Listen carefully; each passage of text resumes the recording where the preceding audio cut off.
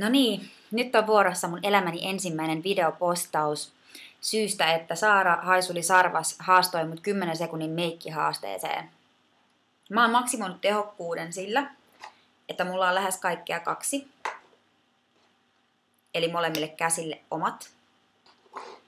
Ja mä menen sillä mentaliteetillä, että mitä enemmän, sitä parempi. Ja tässä tosiaan näkyy nämä mun meikit. Mulla ei ole tässä nyt sekuntikelloa erikseen, mutta tässä kamerassa näkyy koko ajan sekunnit. Mua jännittää ihan hemmetisti. Mä otan kohta lähtölaskennan ja mä meikkaan mahdollisimman nopeasti.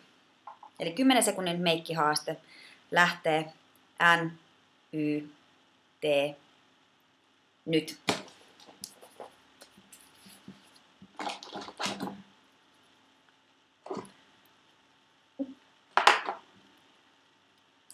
Yes! Ei, mä unohdin ripsivärin! Mikä moka!